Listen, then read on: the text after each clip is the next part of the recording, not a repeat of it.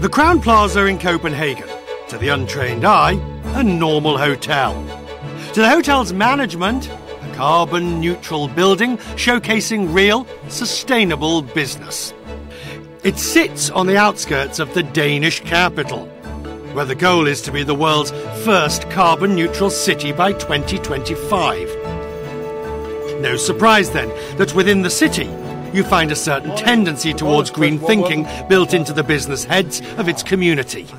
Essentially what we've done is we wanted to show that you can deliver a fully serviced international 4-star branded hotel without really impacting the environment. Now, as we look in this lobby, I mean, it's got lights, Yeah.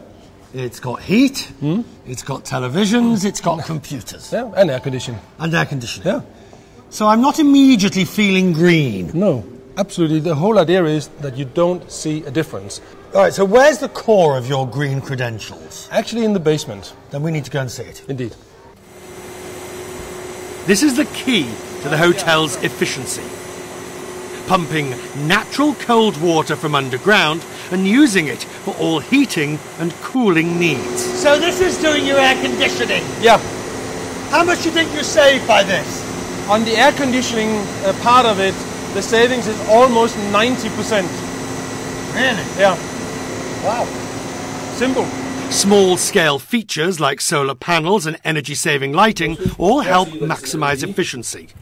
They even have an electricity-generating bicycle in the gym. This is Gimmicksville, but I quite like it. This is absolutely gimmick.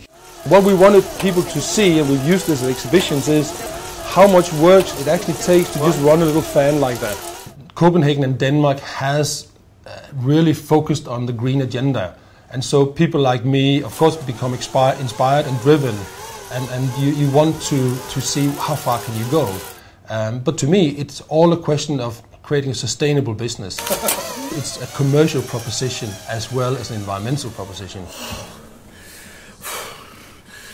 For this hotel, saving energy means cutting bills and saving money. In other words, going green has been good for the business. Off to see if this is the case elsewhere in the city. Which way's Copenhagen? It's that way. Copenhagen's large community of cyclists all travel carbon-free on a daily basis. Ah, man with a bicycle. He must be waiting for me. Now they can also take their bicycles onto carbon-neutral trains. The train runs on electricity, and we had a customer demand. They want CO2-free transportation. So we're sure that all the energy that we're using that comes from wind and water. So it's 100% CO2 free transportation. Not quite as green as the hotel. The train company are effectively offsetting their carbon. Yeah. Most interesting.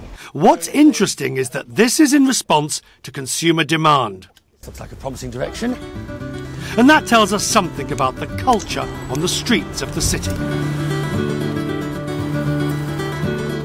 Time for lunch.